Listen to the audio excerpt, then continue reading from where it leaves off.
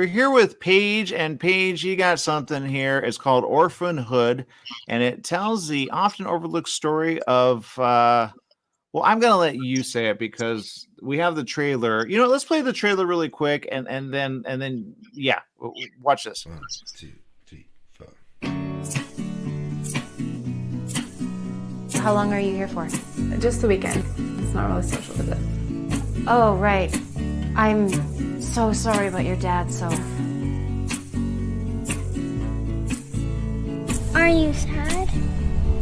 Everything you're after is a waste of time. Okay. The favor that you ask for won't change your life.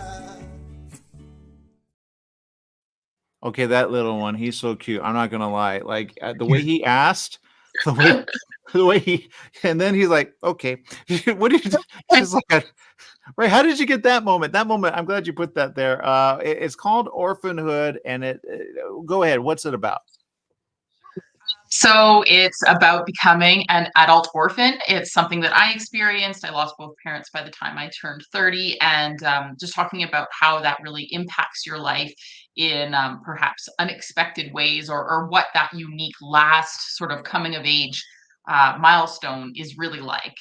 Because not only do you lose those people, but you sort of need to really uh, rediscover your self identity, because so much of how we see ourselves is how we relate to other people, and oftentimes our parents are such strong bonds to us. So when you lose that, there's that seek for self exploration as well. Okay, I love how you put it here, and I'm gonna read it because I love how you put it. I don't think anyone could have put it better. And there's a lot that's here, but it's really about an adult who loses their parents, right? And then you said something here that I really appreciate. But I think if anything, maybe I can't say it the best way, but I think it speaks a lot. And right now we've lost a lot of people. I hate talking about it. My mother literally said to someone, we were at Marie Callender's, and she said, "Do you think about death?" And she goes, "No, I didn't say that." But she kind of did. She said, "Have you had anyone die?" And he goes, "Yeah." And then he came back and he was like, not happy, but I think he hasn't dealt with what I think the film is dealing with, which is how do you do it? Right? Or not really. I don't really know. Yeah, no, exactly. And how what happens after, because I feel like after someone passes away, there's that initial mourning period. You feel like you have all of those boxes to check. I have to do the funeral, I have to do this, I have to do that. But after sort of those funeral flowers have died, and everyone has stopped calling and checking on you, what does your new reality look like? And especially losing parents and those people that have supported you, just trying to figure out how to navigate life and move forward when it still hurts so very much. And that's really what Orphanhood delves into. And it's a lean and mean 60-minute feature film, but I like to say that it almost feels like a meditation in grief, and really sitting with it and understanding that it's not about working through it, it's learning to live with it. Yeah, and you say this, here it is. The film, or you say, "This film is a love letter, a trauma release, and a beacon of acknowledgement for myself and anyone who has lost both parents. As with most things in my life, after losing," and oh, that's a hard one. You lost your father? Yeah. Yeah, I've lost both parents. So, Yeah, yeah. Well, and that's the thing. You go, because I have conversations with my mother, and I go, "Ma, you don't want to hear it," but she's been in the hospital more than once. I almost thought she was going to die the last time. The paramedics came and said, like, "Oh, she might have," and thank God they got it wrong, but they thought she was going to die. They're like, "Do you?" And I go, I don't know what's going to happen." And she always says, "Aaron, you need to make a lot of money because at the rate you're going, you're not making anything." I go, exactly, exactly. So I don't know what to do with that, but I like what you're doing with this because it's about what happens after, and no one prepares about the after. You know what I mean? They think they know, but they don't, or they do. I don't really know. well, it's so different for it's hard to tell a universal experience, especially because everyone has relationships with their parents and that kind of thing as well. But I think you're right. A lot of times you don't really think about it until you are in that hospital room or whatever. And so this is, like I said in my director's statement, a love letter to people who have gone through it, and also sort of a little bit of an eye-opening um, fly on the wall experience for those that haven't, to kind of get you thinking about it, as morbid as that might sound. No, but it happens, and thank God it only happens once. But that's your ever, she talks about her father all the time and her mother. So for her, not gonna lie, and she says, "No, I love my mother as much as my father." I go, "Not really, not really," because we talk about the memories, and then you're like, "Okay, I get it," but you always love one more than the other, or you say you don't, but like, and I don't want to ask people if they love their father or their mother more, but when you lose both of them, you kind of forget about all the times you didn't get along, or maybe you always got along. Did you always get along? No, definitely a complex relationship, and that is another thing that sort of in the film and in real life, shapes what that grieving looks like. And so in the film, much like in my life, she lost her mother when she was quite young, and then her father just recently. And so part of what our protagonist Sophia goes through is realizing how little she knew about her mom because her dad kept that from her, probably because that was part of his grieving process. It certainly was for my father, is just never talking about them.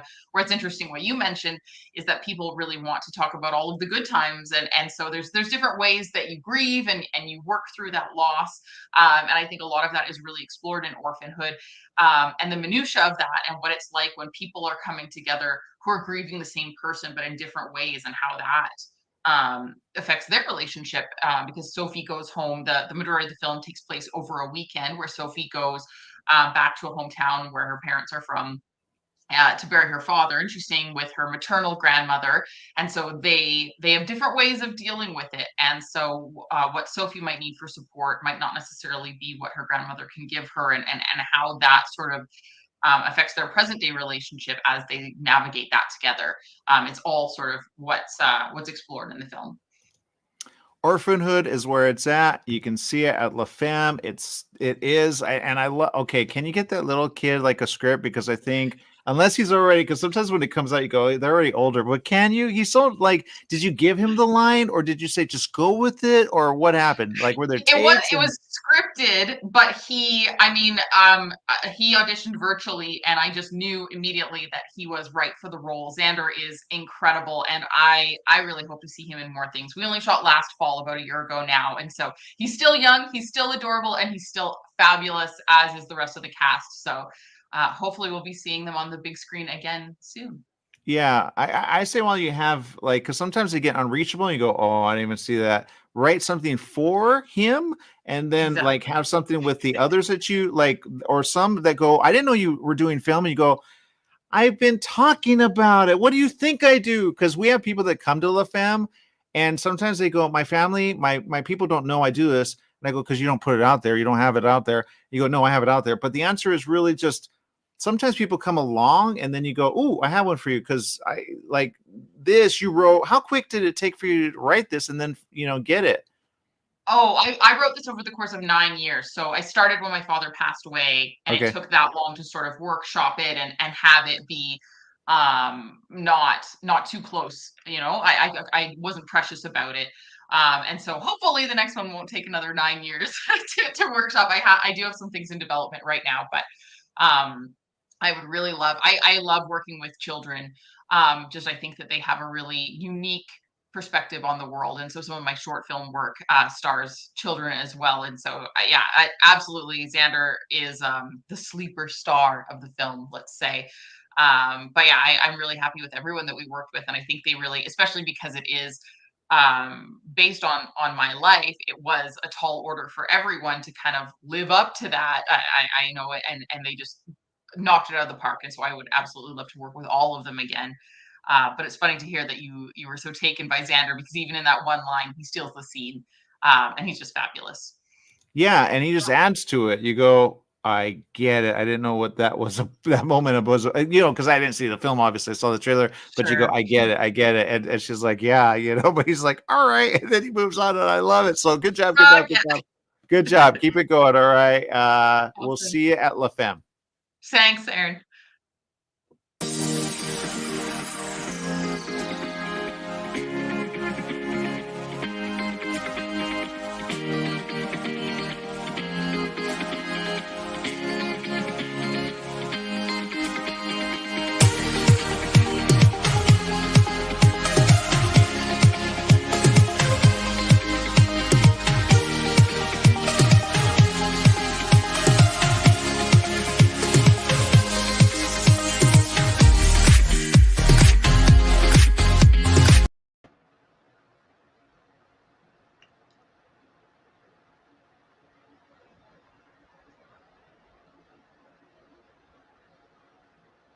We have with us Anna, and Anna, I'm going to say this right now. The Breath of Life dark matter is something that a lot of people go, wait, if it's dark, do I want to see it? And you go, well, so what's it about? Well, it's a it's a second part of the fantasy trilogy, The Breath of Life, and the first part was like just like a magical fantasy adventure setting up the world, and the second part is more like a thriller. So it's like a whodunit story. You have to guess who the murderer is. So I think it gets more interesting. And those who watched it and those who read the screenplay normally tell me that it's much more interesting than the first one because there's a very, very structured story. And in my opinion, it can be interesting to try to guess who the murderer is. So that's like the main part of the story. Okay, well, okay, so The Breath of Life dark matter is a second to the first, Mhm. and The first one was 3 years ago at the LAFemme Festival. yeah, which yeah, I was thinking about that. I was wondering if it's the same one. So here it is. Check it out.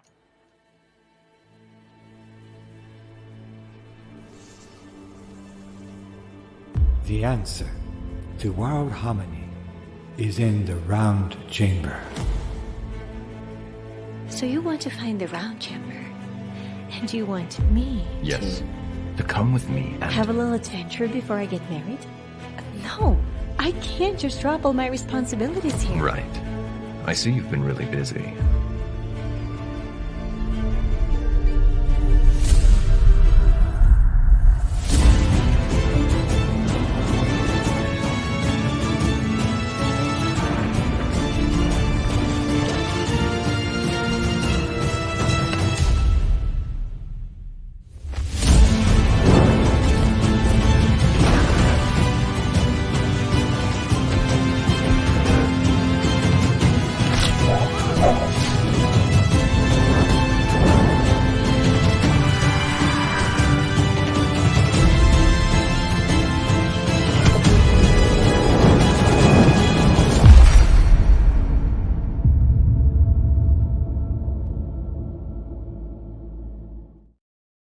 Okay, I'm going to say right now, I remember you, and I said Of it. course, it's so nice to see you, Aaron.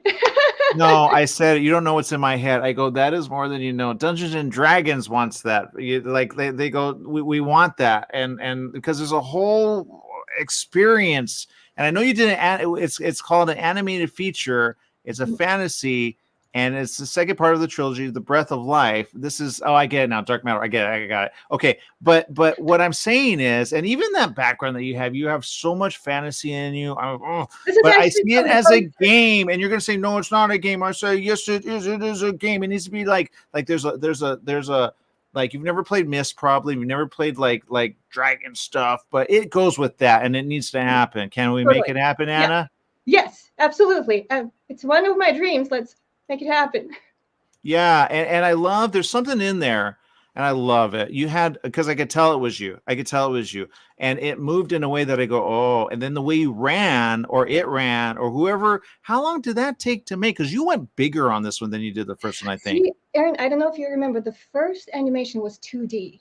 This one is 3D. Yeah, I get that. And yeah. So the first one, we actually had to draw all the movements, most of Yes. the movements. For this one, we used motion capture. And that was like one of the most exciting parts, getting the motion capture suit. And I did all the motion capture actually for female and for male characters. You So- upgraded. You so- upgraded. I could Yes. tell. Actually, I tried having actors doing the movements, but it did not save time. It was much faster if I did all the characters, male and female, even though I had to train myself how to move like a man. That was the funniest part because I would like walk in public places, walking like a man, and Yeah. I would like bump into people. Yeah. And I love that you had the dragon in because I'm telling you, like, there's a whole they make so much money. They make so much money, but it's always a story they need. And then you have like the little kid. Those are the I know it's what it is, and it's your story because I remember the first one. I remember you did I can't remember. Did you have some live action in that first one as well, or like it was all 2D, or you want live action? Because this is live We action did not have beyond. live action, no. Yeah, okay, that was another, because there were a couple that were the same, but yours being 2D, but you have like, I guess my point is this, because some people don't like, and I go, dude, it is what it is, and it's like there's a whole game. Okay, Final Fantasy, it's a Final Fantasy, but people go, I don't do PlayStation, I don't do computer, I don't do arcade, I don't do media in that way. I go, yes, you should. It's a story. So I think it needs to go there next. And we don't have that. We don't have that, do we? I have ones that do that, like E3, but they're not in LA anymore. But I have some that I could put you together with. We need to team up because it needs to be a game. They say, well, but I go, yeah, but you already have the voices, you have movement. And if you have that, you have everything. Plus, you could technically, there's other people that I know that have a bigger, and then you take those same movements, they put it on with, and it's going.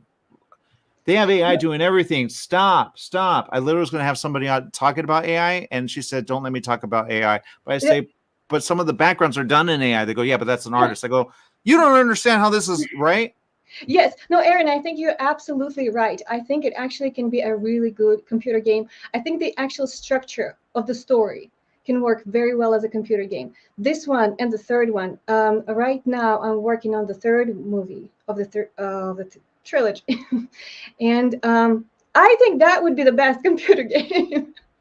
It is. It's everything everyone like, you know, and then you had the and you already go, look, I'll act it. It's not a hard thing, guys.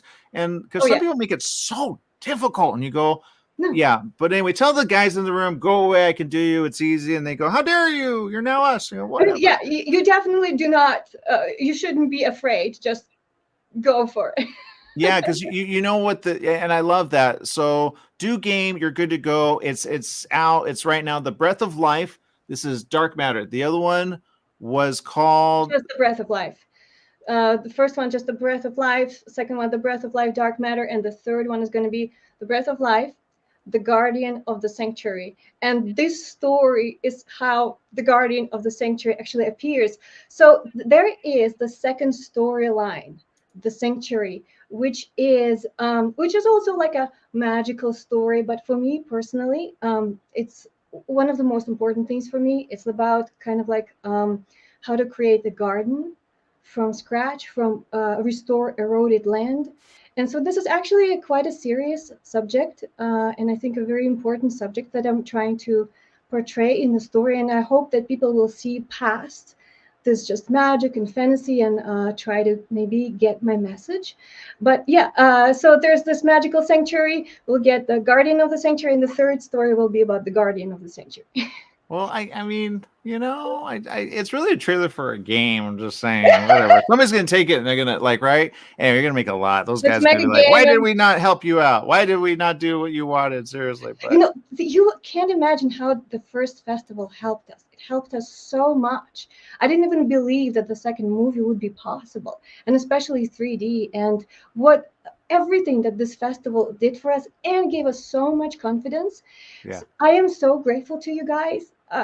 Yeah, I'm so excited that we're a part of this festival again, and yeah, it really means a lot to me. Well, I know LaFemme appreciates you. Leslie appreciates you. We appreciate LaFemme. We love returning people. I was like, is that who I think it is?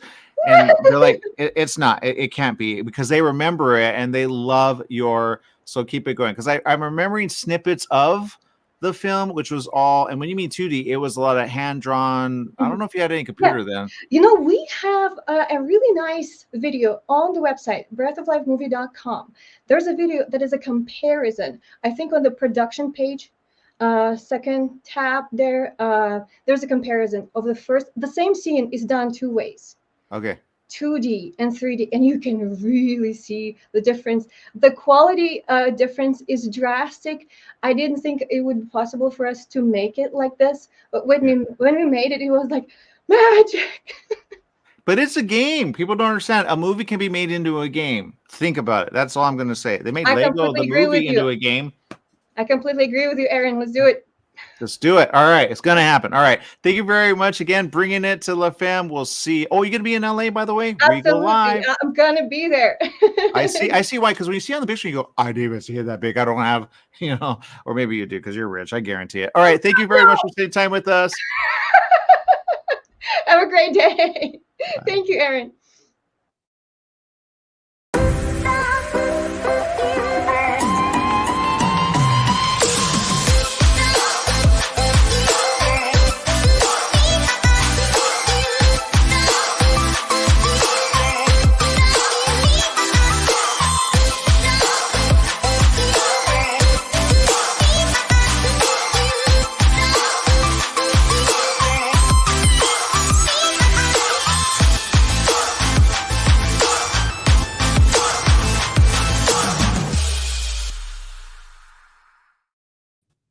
We have with us Sabrina and Les. Look, you guys got some pretty good stuff. It's really, I'm not going to lie, I'm looking at it, and it's a documentary. It is it's not a big documentary, meaning it's not as long as some of the others, but it's called One Step Away. What's it about? It's basically about Sabrina's life and the connection that she had with the University of Savannah College of Art and Design that we're both alumni with, and saving her sisters from the Taliban from Afghanistan. But I'll let Sabrina take it from there and tell her a little bit about her backstory. Hey, Erin. It's a beautiful story. It was basically a mission, a 2-year mission that really felt impossible to accomplish, and it was an ongoing story. Literally, what was it? This year was the 1-year anniversary. And before that, I had 2 sisters. I got adopted early on, came to the United States, got educated here, everything. But my 2 sisters I left behind who were living in Afghanistan under the Taliban regime. And when United States pulled out, that was when I wrote a letter to President Wallace. And this beautiful documentary basically tells the story of road to freedom, a second chance, and women empowerment, and it's just incredible to be able to tell the story. And yeah. Okay, well, here it is. I want people to see it because you mentioned something, and I have so many thoughts about it, and I talked about it on the show when it happened. So let's see it. Here it is. I am headed to pick up my sisters for the first time as they come into the United States from Afghanistan. They've been flying for the past 20 some odd hours. So wish me luck. My half sisters were born in 1997 and 2001. They're both in school. This was during when United States was in Afghanistan. Before, girls were in the same classes as boys. They could wear pants, jeans, wear a sweatshirt or a hoodie. And then worst case scenario happened, which was United States pull out, Taliban take over. Their life changed completely.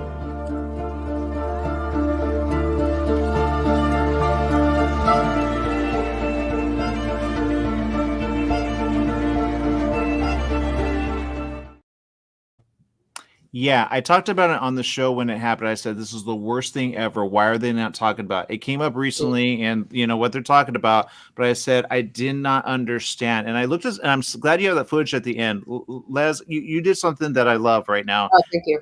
And you put something in that a lot of people don't know about Afghanistan. Okay.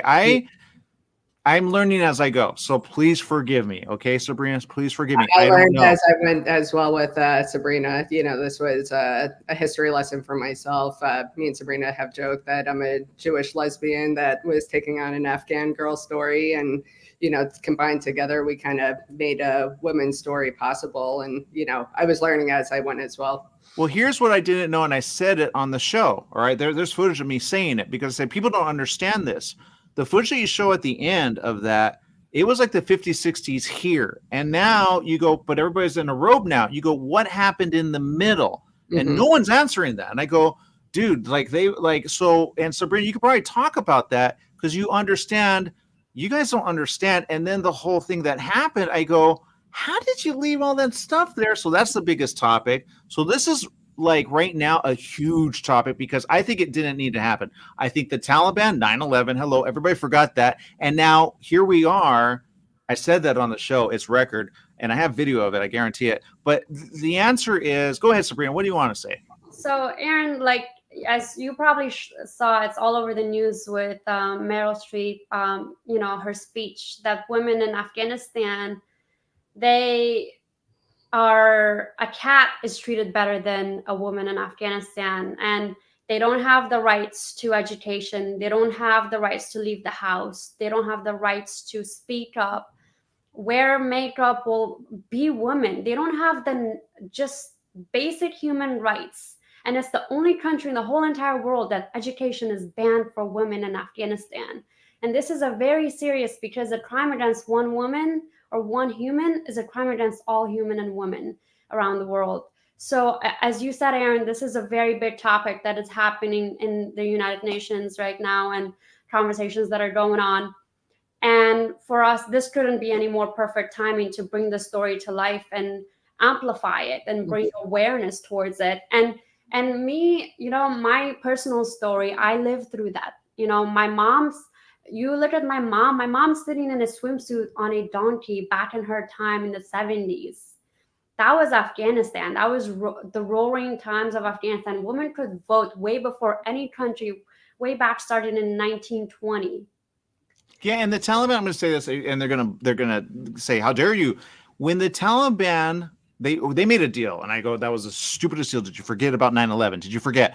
But and the deal was, we have to get out at a certain time, and then they said, "Well, you Taliban, you're moving in a way." Or they say, "No, it didn't have that way." But I did some research, so that's interesting. But fact checkers will check. But the answer is this, Les, help me out with this. What did you know and not know? I did not know anything. I'll be perfectly honest. I was given a little bit of a backstory about Sabrina's life, and we had one Zoom call together. Savannah, SCAD put us together and created this situation where we were able to create this beautiful documentary. But I truly knew nothing until I had that first hour conversation with Sabrina. And then I told her I needed a little bit of time to do research. I researched for about a month. We then had another, I think it was two-hour Zoom interviews. And a month later, I flew her down. We did our in-person interview. And between her and the research that I had, I was able to kind of give myself a personal timeline to tell her story the best way, along with, the history involved. I'm gonna get that footage, and I'm gonna, because I'm all about, like, it's like we forgot. It's like 2020 happened, and we forgot what happened in the past about Taliban. Taliban isn't a good word, and Taliban said, and I remember this, they said it. I could be wrong, and if I'm wrong, all right, I get that, because I have to be careful with what I say, because I'm on the air all the time, and being broadcast, you go, ooh, you gotta be careful. But I'm gonna say it. They, in a way, or at least it was reported, they're not gonna let it like be what it is today, and yet you go, it is exactly the way it is today. It's not good, right, Sabrina? Absolutely. It's not a very good situation for many women. With the help of President Wallace, who built the school from a foundation that had its 45th anniversary. When I emailed her, she did not hesitate, not for even 1 second. In less than an hour, a woman of her caliber responded to my email saying, "How can I help your sisters?" I didn't even think come on, but that's only 2 women, right? We only were able to rescue 2 women. There's thousands of girls and women that don't have the right that we have, don't have the freedom that we have, the right to education. And I feel like they would flourish, they would bloom, they would make amazing things happen around the world if they were given a chance. Yeah, so I know we're out of time. Go ahead, Les. What do you want to say? I was going to say, it wasn't like beknownst to us that we were working at a university as 2 women telling this story about trying to save women in a situation that can't be educated. We were very aware of how lucky we are to be given this opportunity to tell this story as greatly as we were.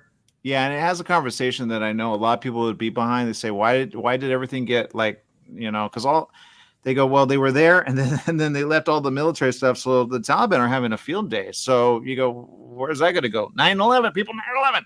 I know, but anyway, I have friends that were there. So, but yeah, all I'm going to say is, I know we got to go. We're out of time. I always say this. There's always 1 or 2 or maybe 3 that I say, pay attention. But yeah, support this one. Do you know which day it is at LAFemme? I believe it's October 24th. It's one of the early ones at 10 o'clock in the morning. So, you know, it's a coffee wake up, if you will. Yeah, and get online to support it. That way they can go all the way. All right. So thank you very much. Support. We appreciate that. So much. Keep it going. Thank you, Sabrina. Thanks. Bye. You know, in the beginning, all films were short. It's not a charity. We're not here to help you. We're not here to help your cause. We're there to make our money make money. It probably takes a year to 2 years to really start seeing money. That title of executive producer on a feature is not the same as the title of executive producer on a television show. Because what you're seeing on television right now is history in terms of where decisions are being made today. Don't give yourself a bad review before you start. I'm sorry, I'm super awesome, and this is my pitch. What are recommendations for packaging? Getting to the right person at the right time, and you have the right piece of the package that they want to see. And be able to adjust, because the plan will never execute exactly as you plan it. If you set aside money for social media, for a publicist, for marketing, things like that, and really you don't have to sit behind those dollars and you can have more control of your own release. You can't go wrong. For me, I knew that my episode was either going to be awesome or fine. That's the risk you take.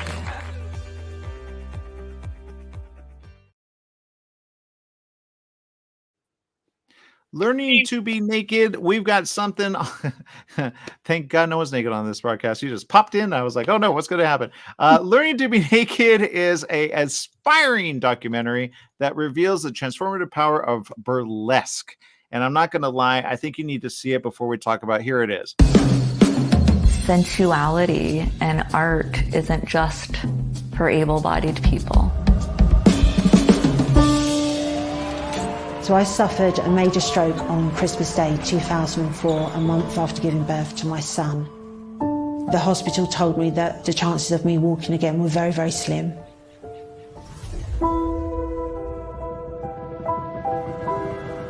I never saw anyone that looked like me doing it.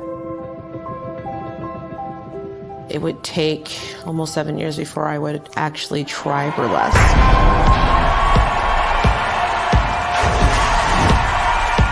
Burlesque, I usually tell folks, is everything that you think it is and nothing at all what you think it is.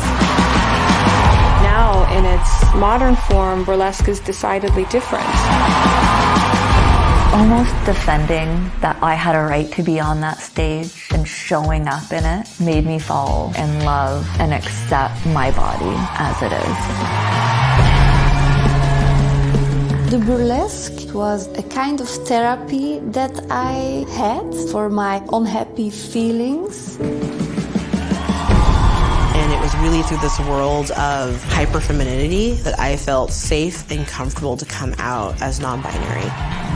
I want my girls to look up and go, my mom had scars and disabilities and she was able to get up there. Learn to be naked and then get dressed. Being on stage is incredible. It's pure joy. What we're doing here on the stage is even more important than it's ever been, that we're out here being loud and proud. Yeah, it's a titty show, but it's always been more than that.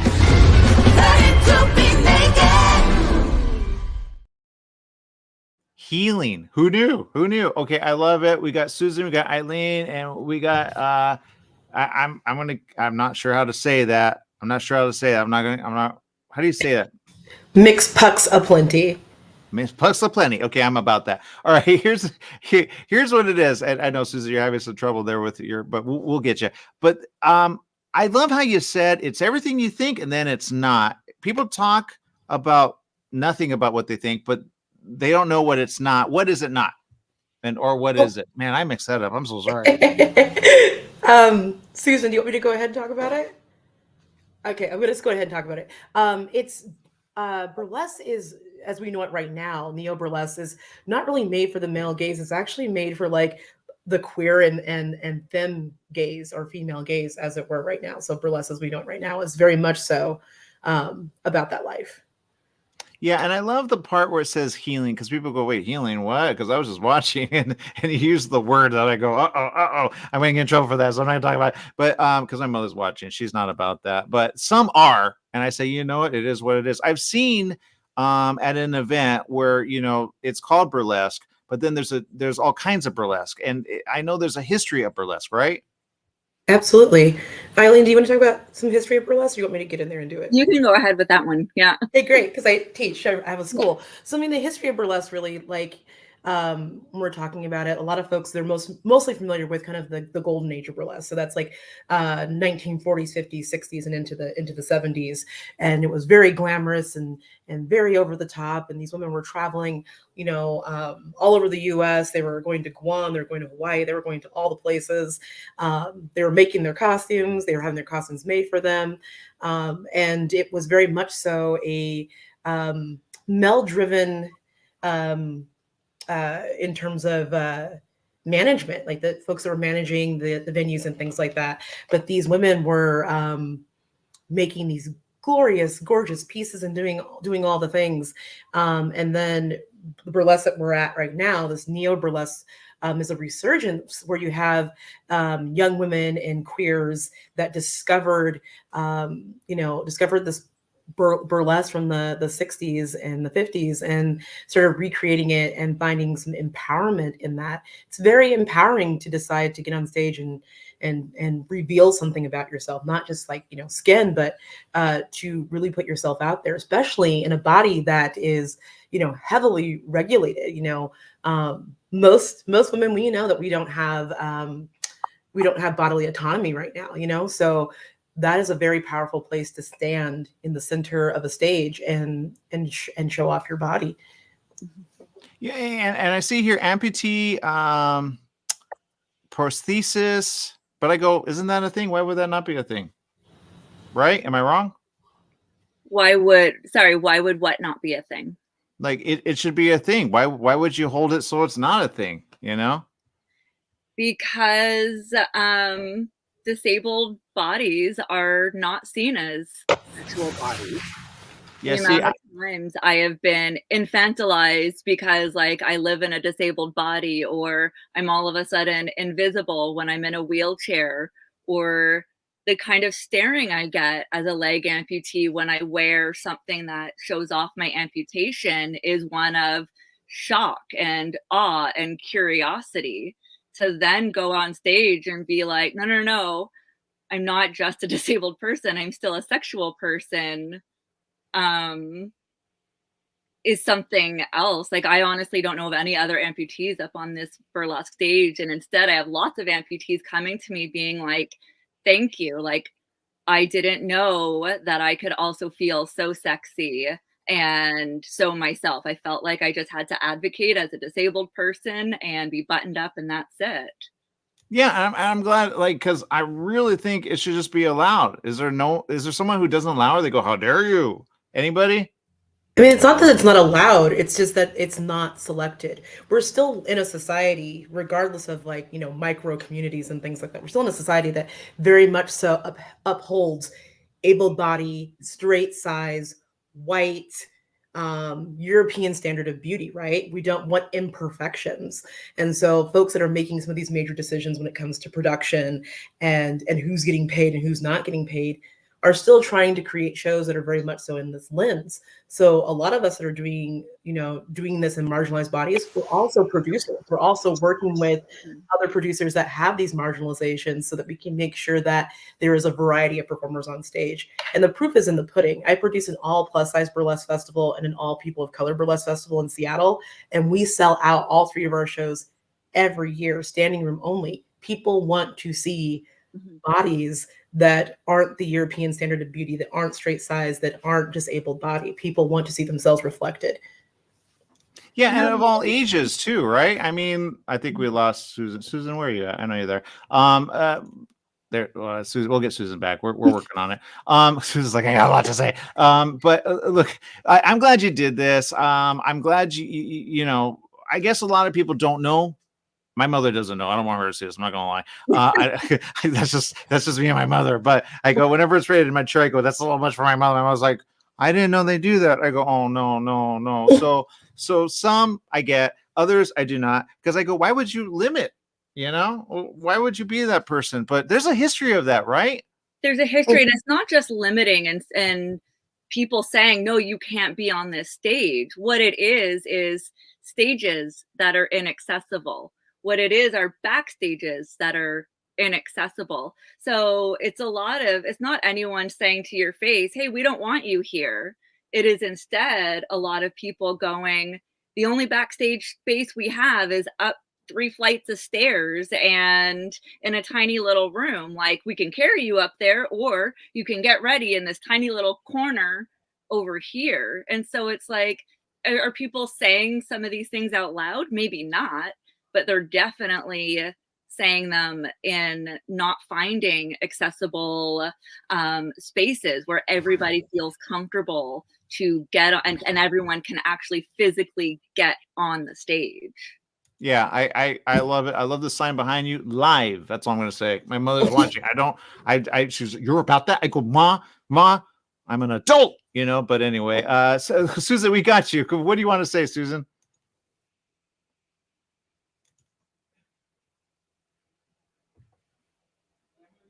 I think Susan still can't hear. I don't think Susan can hear. Yeah, we have Susan. You're. What do you want to say about Susan? Because Susan knows. Susan's She's like, it's my incredible. turn. I know it is.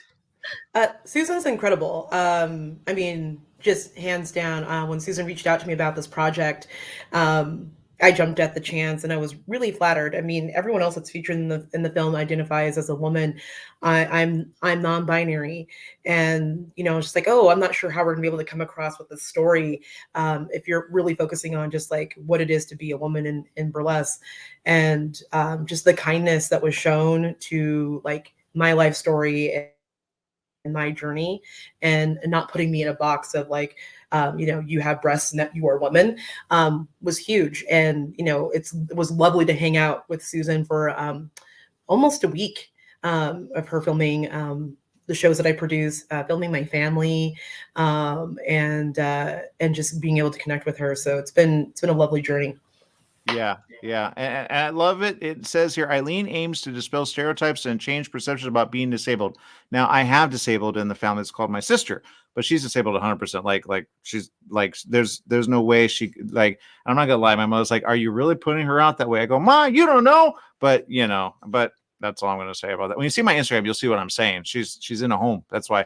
But this is, and I love it because we do the Abilities Expo, and I go, you don't even know. So maybe you can get some more, you don't know. Because you put shows on like this, right? Yeah. I mean, I was producing a show, and someone did say like they were a little put off by the variety of disabilities that we represented at our show. And someone's like, so what if someone's has a trach and like in a wheelchair? Are you going to put them on stage? I'm like, if someone is able to consent and they have a part of themselves in art that they want to put out there, then yes, I'm going to help and do whatever I can to help that person get up on stage. I mean, you keep talking about your mom. My grandma is Mormon, Christian Texas lady, and she knows what I do. And she actually said, she goes, Eileen, I can totally see how this would be empowering for you. She's watched me through 3 cancer diagnoses. She has watched me lose my leg and watch me lose my breast. And she is actually like, I could see how that would not only be healing for you, but how healing that would be for other people. Because like Puck said, like this can be a hyper feminine place. And I'm a woman who is like, I don't have breasts. I have 0 reproductive organs. And so this healing and empowerment was me being able to go on stage and be like, these parts don't define me. Yeah. I define me, and other people don't define who I am or am not as a woman. Have her watch Mormon. There's a show on Mormon, but I don't think you're ready for it. That's all I'm going to say. All right, but thank you. I'm not ready to show my mom this. This is all I'm going to say because I'm not there yet. I want to be there. Maybe you can like explain it to her. I'm going to let you explain it to her. That's what I'm going to say. She doesn't want. All right, that's fine. They're getting just shut up, Aaron. Okay, they know my mother, but anyway. All right, thank you so very much, and have fun with what. And I cannot wait. It's all at LAFemme. It's learning to be naked. Yep. Especially at the hospital. Ma, at the rate you're going, what? All right. She's going, don't talk to me. I don't want to talk about this. All right. We'll see you. Thank you. Thank you.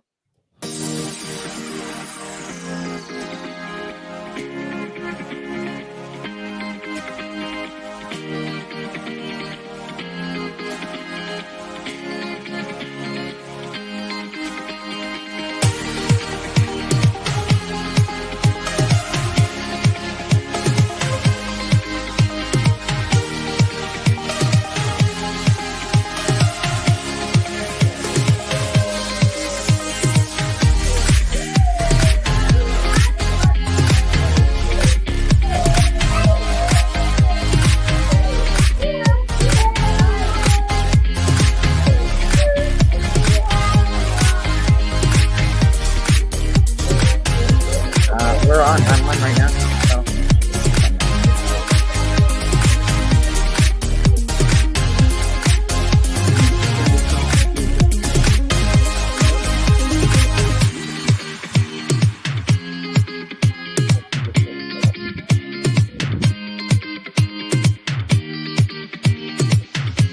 Yeah, please get Leah. Please get Leah now, please.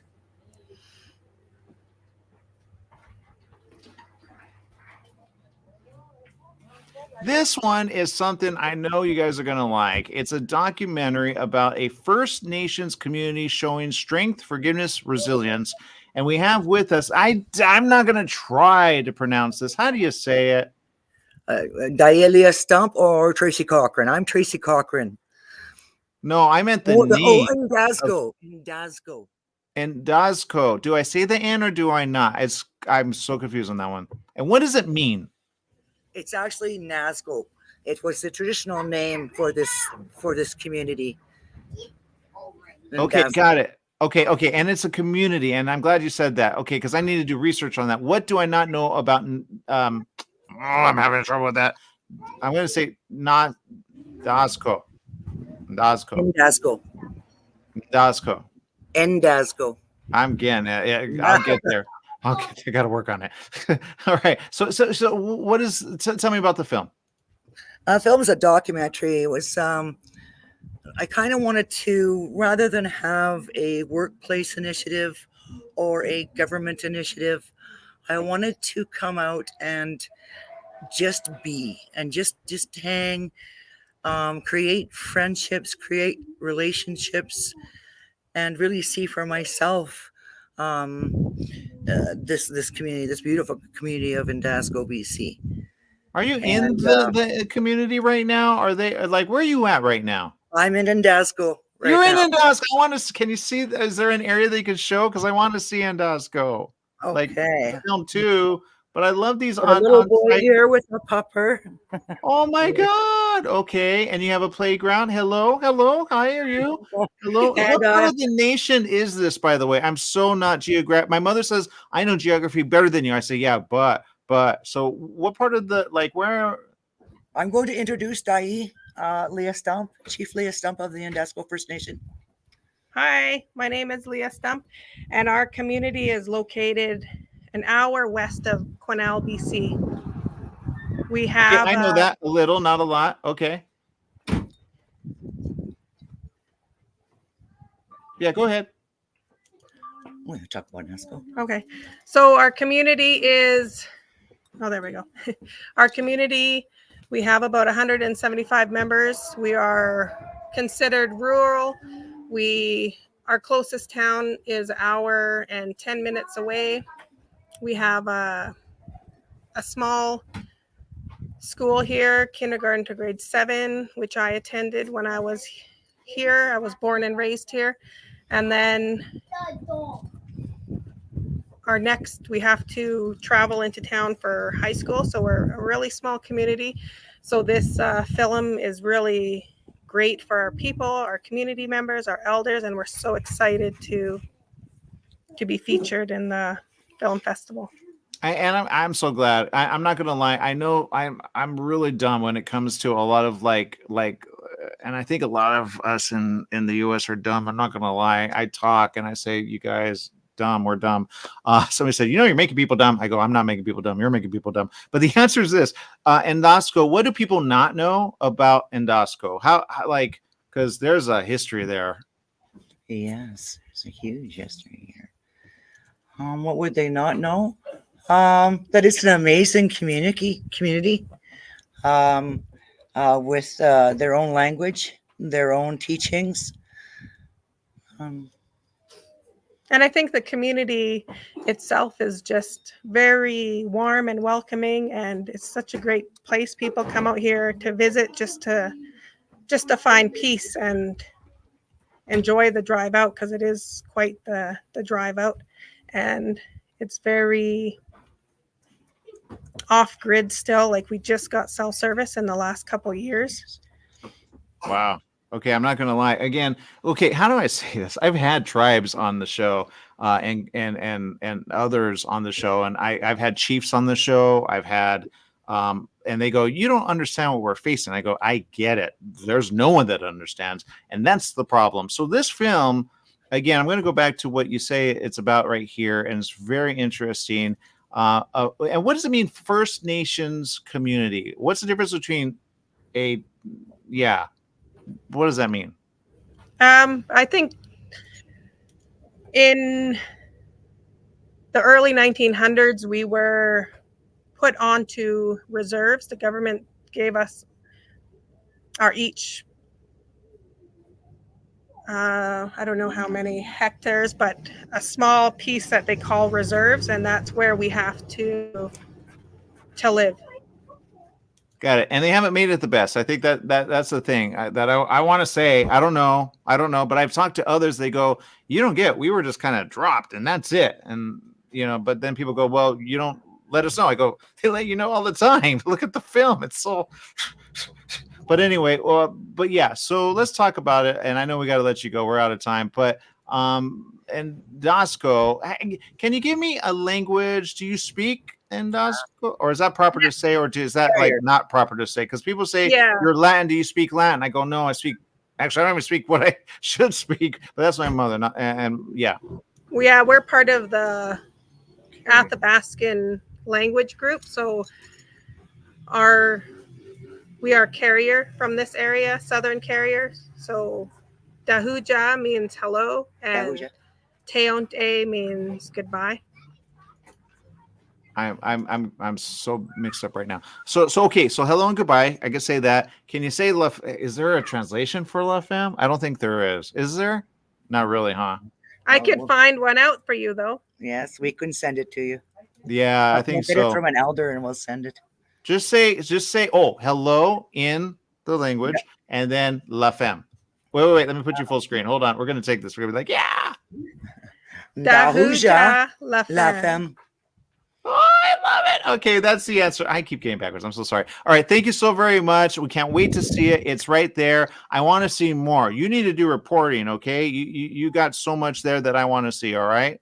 Thank you. Thank you. Thank you. Okay, more after this. Okay.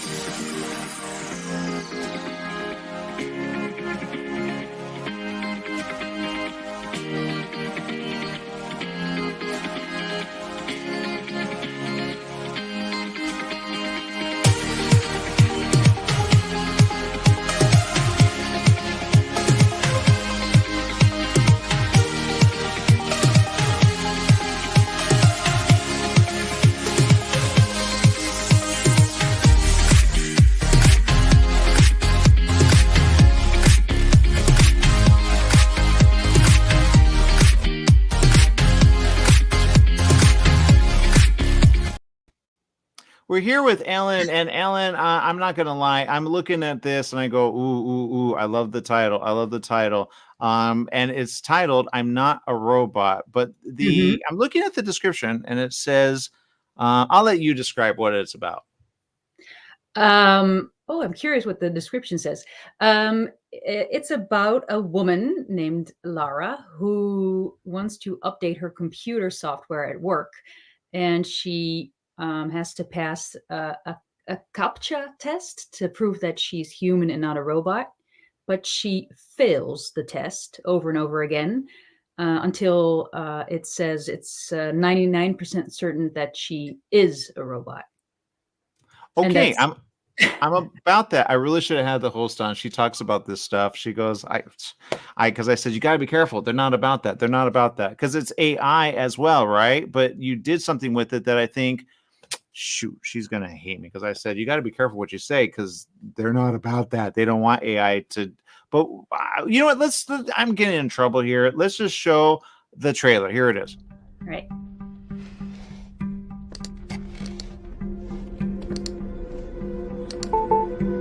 Tyfus. Ik kom er niet doorheen. Heeft u de pagina al eens ververst? Ja, een paar keer. Wat is er, liefje? En als u alles wegklikt en de boel weer even opnieuw opstart? Ja, ook al gedaan. Maar u komt er niet doorheen? Nee, daarom bel ik. Hallo? Ja, ik begrijp dat dit misschien een beetje een persoonlijke vraag is, maar zou het eventueel ook zo kunnen zijn dat u ook echt een robot bent, zeg maar? Nou, nee. Laten we eerst even gaan zitten, Lara. Dat weet u zeker? Ik ben geen robot.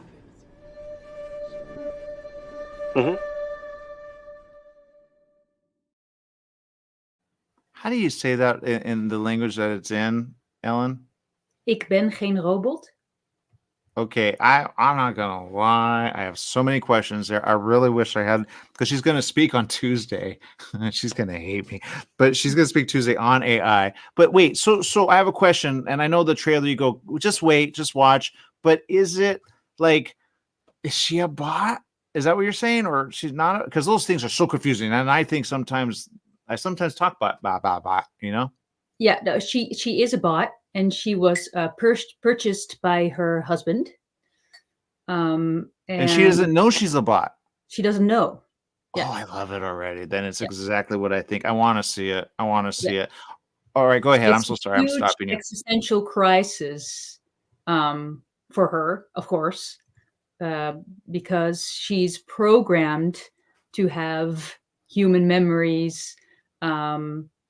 She does so. She's programmed like a human, so she doesn't ever question the fact that she's a human or not. Right. Okay. That right there, I love it already. So I'm going to say right now, this is on my list to see. How long is it? It's 22 minutes and 22 seconds. And they're mad when I am not a robot. They get mad. I have a story about it, by the way, and it's a comic, but they get mad because they don't know. And then when they know, it's like, don't let them know, right? Or do you let... I love how you did it. I love how you answer in the trailer, because you go, I want it as a feature. Can we make it a feature, or is it just you're on to the next? Can we make it a what? Feature. Well, we're not me, but the director, Victoria from Warmerdam, is I think she's even trying to make it into a series or a feature. It could be a feature. That's easy. We'll take it all. No, it's easy. Well, everyone wants to take it because they go, you went at a slant that a lot of people, they have it there, but they don't. And it's called, and here's the thing, I should have had her at least. I'm so sorry. I'm saying this ahead of time. I'm going to send this to Lisa and say, I'm so sorry, at least you should have done it. But anyway, here it is. Okay. AI is something that I think a lot of people are aware of, but they go, it's never going to get there that real. I go, it is in a way already getting there, but I say It's a little baby. So when it gets all the way, you go, oh, and then you said something very important, because people say, are we programmable with stuff? I go, sometimes we are, and you don't even there is stuff I didn't even know was there. And you go, well, is that a life of a life, or is it a life? You go, well, that's what AI is. AI keeps getting erased again and again and again. You go, well, that is for the people that believe in oh, I have a life again and again and again. I just don't remember it. That is AI. AI doesn't remember when it was first on, and then when it's off, and then when it's on and on. So you go, yeah, but I don't know what you do with that, Yeah. Well, and that's also the question for her in the movie. That's what her boyfriend tells her. And actually the woman who is head of the robot store that he got her from, it doesn't make her any different from a normal human being because she's programmed like a normal human being, a potato. So she can just keep on living the way she does. But for her, of course it's unacceptable because she's programmed by someone else. She's not her own person anymore, or is she? Yeah. Oh, that's a good one because a lot of people ask that because they like being like, I don't think they like being controlled, but some people I've had questions and the way they come out, I'm a bot, and I go, you're not a bot. But anyway, that's the answer. But people don't understand where AI is going, and they go, it's not that real. I go, you don't understand. There's already a bot, even though it sounds like science fiction, and we do science fiction all the time. And I think that's where movies are. But there is and if you look it up, you go, that's a little not what we're going with, but it's, how do I say it? I want a technology show. Can I have a technology show? I'm just going to say it. Here it is.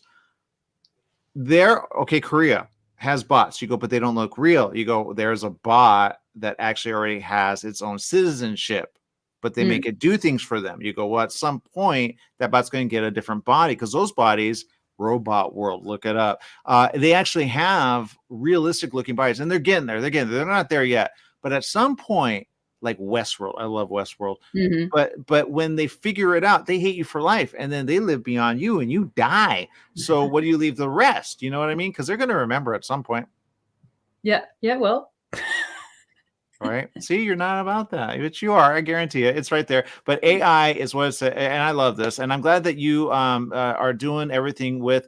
Now let's talk about Victoria, because as the writer director, Victoria said, "I love Ellen for this." Why did she love you for this? Well, I can't really answer that for her because I wasn't there when she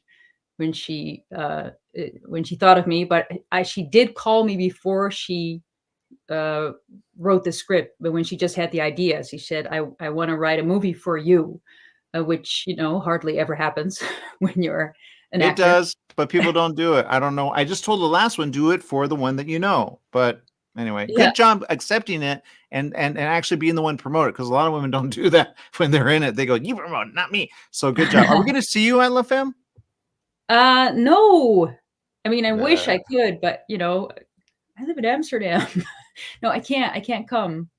All right. Well, we wish you could. Border, you got to get that together. Just let them come. All right, that's the answer. All right. Well, I want to say thank you. It's really good. I can't wait to see it. I can't. Is Victoria going to be there or no? Yes, she's okay. coming. So I'll say Victoria. At least I know Ellen, and I get why you did it, and I can't wait for it. So yay! Great. All right. Thank you so very much. Thank you. Bye.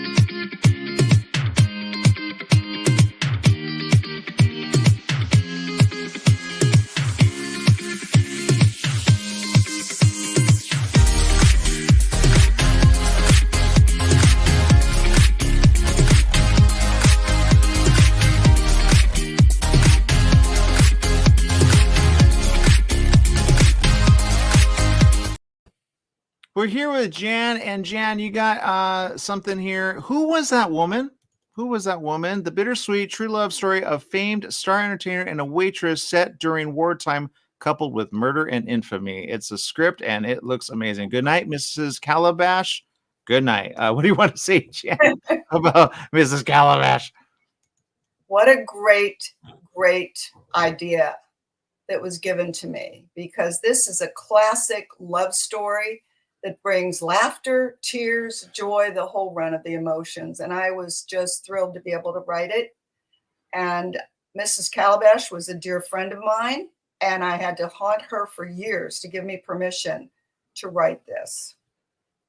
You know, I have a thought on that, sadly, because I've seen people and I go, oh, and now they're no longer here. But you go, do you wait till they're not here? Do you? I mean, what made Mrs. Calabash actually give you like, okay, fine? Did you hound her that much, or how did that happen? And what was the interesting thing that you go, I know this is a film, just let me do it. Yes, yes. Well, she and Jimmy Durante was a famous entertainer star back in the 40s and even the 30s, because he did vaudeville. And so he wanted it a secret. He would not even tell the President of the United States, Truman, when he requested, who is this woman? It was a secret that still people have been guessing for years and years and years who she was. It isn't so much the time that's interesting, it's their love story that was interesting. So to convince her, I had to do a lot of talking, because she said, oh no, I never wanted to be famous. Jimmy didn't want, it was between us. It was our love story. Okay, who's Jimmy? I don't know the history here. Yes, Jimmy Durante was a famous entertainer back in the 30s, 40s, and 50s. He was in so many movies back in the day, and he remained even on television and had his own television show through the 50s and 60s. So he was a famous entertainer, and he was known as the Schnozzola, the schnoz. He had an NBC radio show back in the 40s. So he was very well known during his time. Yeah, I'm seeing now, and I'm not going to be known at all. I guarantee you. I do ABC, and no one knows. So, and I have a story, I guarantee it. Or maybe I'll make it up. I don't really know. But look, Jan, I think it says something, because you were on again, Mrs. Calabash, and were people really like, who is that woman? Or were they like, wow, who is that woman? Or were they like, oh my God, how did that happen? Because you say it's a love story, and sometimes people don't understand love stories, you know? I know. It's an old-fashioned love story too. It's about unconditional love. What are you willing to give up to be with the person that you love? What are you willing to give up? Your career, a move? You know, what are you willing to sell to have love in your life? And love is what motivates everybody. I don't care how you want to frame it. Everybody wants to be loved. Everybody wants attention. They get it various ways, through their business, through their work, through their family. This is a classic love story. And one of my profound teachers from the University of California, said to me, he actually said to me, this is better than Titanic. You need to get this done. Okay, wow, better than Titanic. Okay, now I met one person, and he had a script, and I said, are you kidding me? And I gave him advice, because he had 20 scripts. He goes, yeah, just write them really quick. And honestly, he works at a movie theater in Ontario. And I said, all right. And he didn't know who I was. And when I said, well, he nothing. I said, we do film festivals, and I have advice here, but I'm like, why are you sitting on 20 scripts? And I didn't say it, and I didn't see him because I don't want him, because I don't know if it'll get made, and or sometimes scripts are the same, but you have it and it's official here at the festival. And sometimes I think, are there like ways to secure your script? Because I think sometimes people take it and they rewrite it, and then they say, aha, and you go, oh no, what do I do with that? Because I think you have advice, right? No? Well, you can listen to everybody. You can listen to all advice is good advice, because you can take it or leave it. What I loved about this story was the fact that it was a true story. The fact that it was all over the airwaves for many, many years, and they are still using Durante's music in Meet Me in Seattle. That had Durante's music in. I still hear his voice doing radio commercials. So he's around, and people are just not aware of it.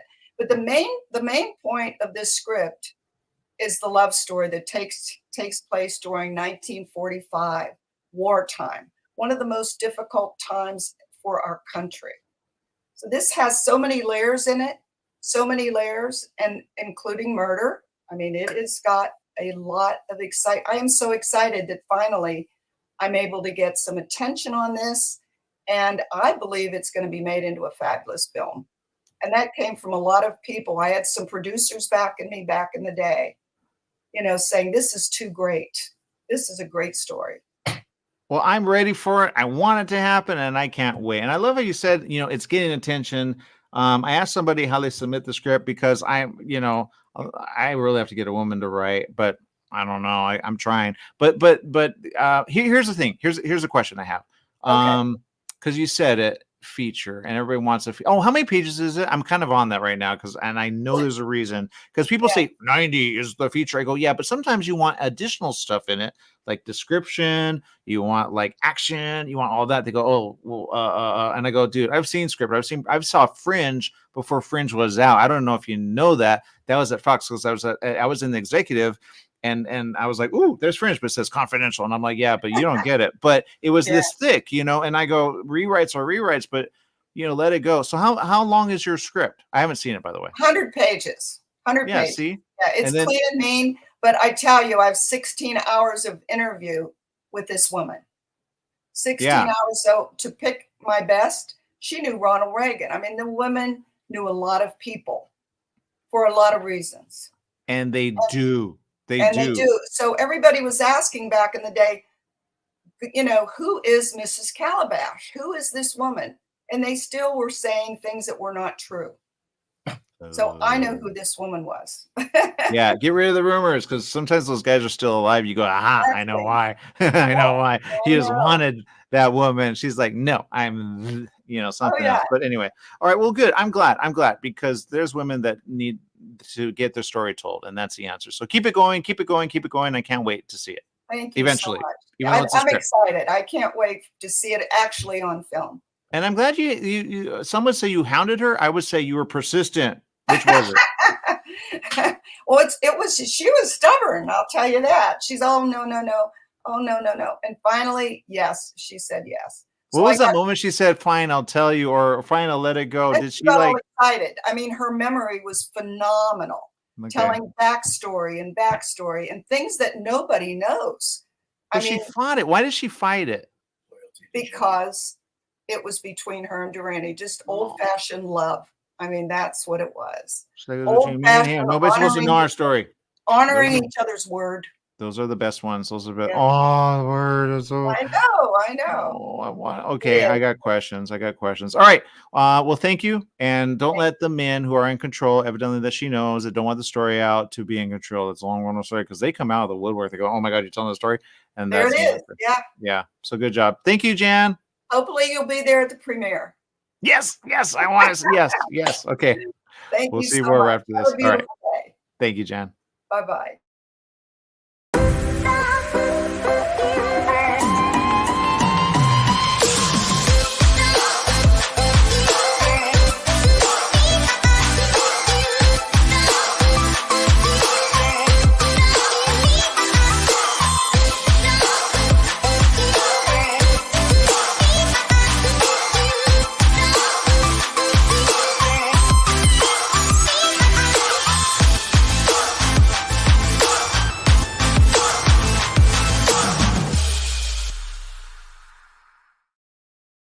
We're here with Madeline, and Madeline, you got something here. It's called Seahawks Throwbacks, and I'm not going to lie, I know Seahawks, but I don't know them that well. But I love how you put here. I'm going to let you say it, because there's a whole thing that you got here. But tell me about it. Yeah. So you don't know the Seahawks. Who do you know? No, I said I know the Seahawks. I just don't. Well, okay. I'm like everyone. I don't. Have we interviewed anyone from the Seahawks? We did once. I don't remember that. My fuzzy. But the point is this. See, everyone knows Seahawks. But what do they not know? Oh, wow. That's really putting me on the spot. I mean, I guess they maybe don't know. Let's bring it back to my spot, I guess, that we've got really great throwback jerseys. Do you know that? I'm going to say, of course. Yeah. Well, this is just a commercial spot that I wrote and directed in order to advertise those jerseys. Depending on how familiar you are with the NFL, you only get a certain number of. Oh, I remember this. We talked about it on the show. Thank you. I remember this. And everybody was like, and I could be wrong, there was a time, and I could be wrong, but they were redoing jerseys again and again and again. Then it got like, people are like, well, why? And you're like, no, it makes sense. And then they're like, it does not make sense. And then, I think they changed some jerseys. I don't even understand certain teams. I'm like, I think there's a team. Oh, Athletics are going bye-bye. But, you're like, they've been around for how long? And then we have a team over here in LA where like, but it goes back and forth. But then Las Vegas got a real, like, I'm like, what? How did that happen? Anyway, So what happened? So essentially, like a lot of teams, we got a new helmet. So the NFL introduced us being able to have a new helmet. And so that started deciding what was this new jersey gonna be. It was, multiple years in the process of designing on the football side in partnership with Nike. And so we spent about a year preparing our campaign for how we were going to announce these jerseys. Our fans love our 90s kit, our old, colors from back in the day, more of like an apple green as opposed to the green that is kind of iconic for the Seahawks right now, more of a royal blue. So it became looking at Seattle in the 90s because that is when Seattle was so iconic. Seattle is still iconic, but when you think about grunge or Seattle at its best, it's the 90s. So we wanted to go really hard there and create a spot that was easy to run our players through in the uniforms, have a fun reveal moment of the uniforms, and then mostly just build on the fervor our fans were going to have regardless about these throwback uniforms. And it was really successful and fun. We built a 3-room house in a studio. And then personally, I've just always wanted to do a one-shot. So that was just my selfish goal of how I wrote it and wanted to direct it. And then we did the whole thing MOS. So I could just kind of coach the players through each scene room. And a lot of them crushed it. I thought we were going to have to do it multiple times, but most of them got it in one. It was just some fixing on the back end of little tiny tweaks and pick up the Walkman and all that stuff. But the most embarrassing part is a lot of these players were born after the 90s even existed. So I would say stuff like, hey, I love what you did with the Walkman there. And they'd go, what? What? I'm like, that thing you picked up that had an attachment that you put over your ears, it's a Walkman. What? What are you One talking of my about? favorite quotes was my AD, one of the players was walking away and she goes, thanks for coming to the 90s, because we had the whole thing set up as a 90s house. And he goes, thanks, it's my first time here. We were all like, oh, that is hard to hear. They don't know the 90s. I'm not gonna lie. I'm not the 90s. I'm the what? I know people go, you look your age. Shut up. But the answer is this. Look, okay. Well, what players did you have in this? Because I think people be like, you have who? Wow, what? Because they're all about media. It's social media. If you're not social media, you don't exist. Yeah.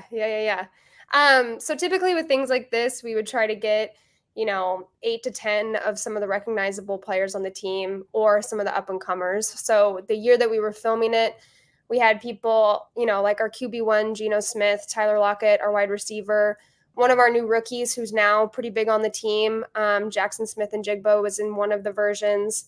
Another new signing was another version because the idea was I filmed with 8 players in order to have different kind of ones go out on each social platform. So like, as you're saying, with a social presence, the goal was, okay, you want them to feel the same-ish so that each spot you could say, oh, that guy went and did the same thing that Tyler Lockett did. But if you went on Instagram, you saw Bobby Wagner. If you went on Twitter, you saw Jackson Smith and Jigba. If you went on YouTube, you saw Tyler Lockett. So the idea being you could have a different experience with the spot no matter where you went.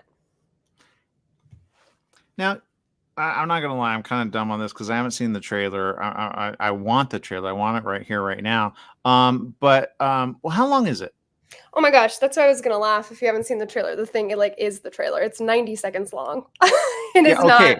Okay, but that's good because you know, and you say it here, and I understand it now. I didn't, because I was like, is it a story about it happening, or a story about it not working, or a story about, because we've had so many stories here at ABC, and I go, you know, because sometimes like all of a sudden the community goes, no, we're not about that, or we're about that, and you go, what are you about? So it's so this 90-second was created to launch a jersey for the Seattle Seahawks, and it broke the internet on, you know, with it when it came out, and it was the driving force behind what the NFL and others called the most successful jersey launch in NFL history. And you can see Alternate more jersey launch. I have to correct you there. Alternate. I don't want anyone coming. I don't want to throw it out there though. It's like that word Walkman. You say alternate, and they think like it's 90s is a. They're just not about that, Madeline. And that's what I say. But yeah, I'm going to say, you know what? You were right the whole time. That's all I'm going to say. But that's the answer. So keep it going, okay? Okay. But yeah. Oh, and that too, how you built a what out of what? You said 2 or 3 So stories. we built a 90s house since we wanted to shoot it all in one, and we wanted Like it the to Barbie house.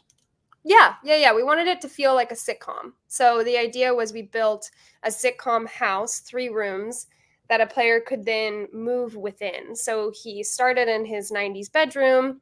He revealed the uniform by getting out of bed, hopped up, kind of looked at himself like, where am I and how am I in this uniform?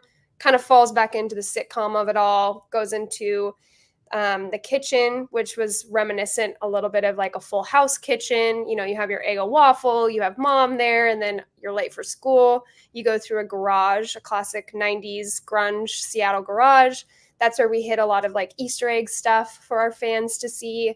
All of it was about the detail, and my production designer, Lisa Hammond, crushed that, and also brought in an incredible team of literally just constructors to build these sets for us in also a crazy amount of time. And they just really made my vision even better than I could have ever imagined, which was great. And then we had an incredible gaffing team too, led by Derek Johnson, who lit it really well for it to feel like a sitcom. So, you know, it was a little bit flatter on the screen.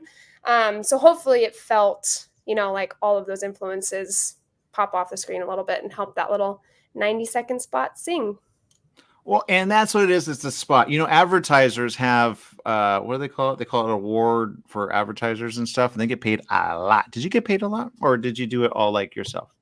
So I was working for the team at the time. So this was actually just a part of my job. I recently left back in July to start my own production company and go further into film and all of that. But I, for a long time, about 7 years, was working for the team itself. And at that time, I was in charge of our production and entertainment teams. So in order for us to do this campaign, it was a combination of me as an internal employee, kind of like directing and writing and pushing it through from a producing sense, and then hiring some outside contractors from the film industry in Seattle to, you know, cover those gaps from an artistic standpoint that we just didn't have on staff.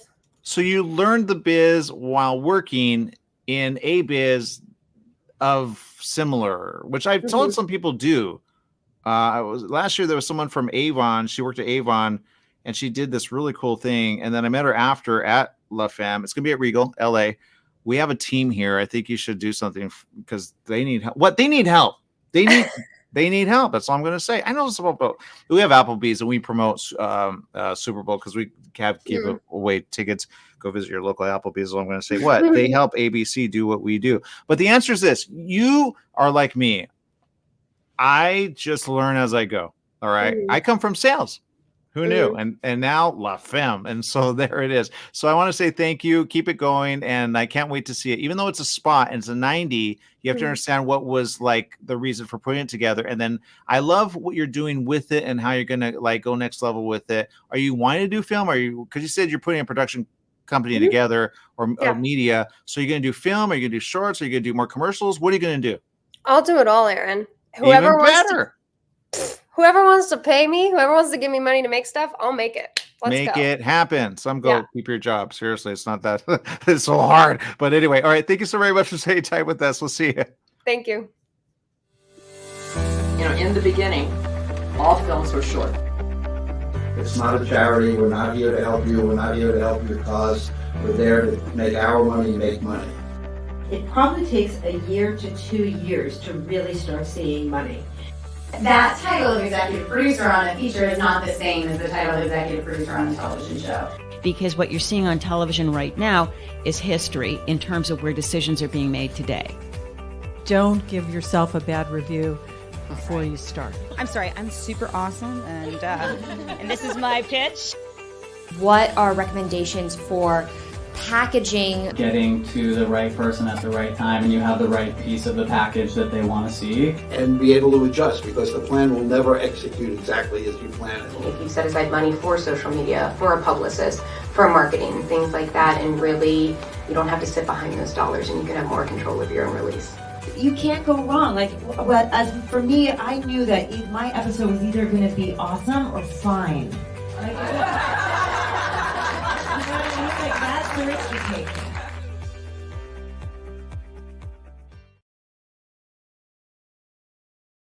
We're here, and I'm going to say this. I saw this, and I said, "Oh, I love it already." I just can't say enough about it. I already saw it, and I think you need to see it. Here it is. I'm going to cut you off, Melissa, because they need to see this, and then you'll understand why I'm so. Because it's here it is.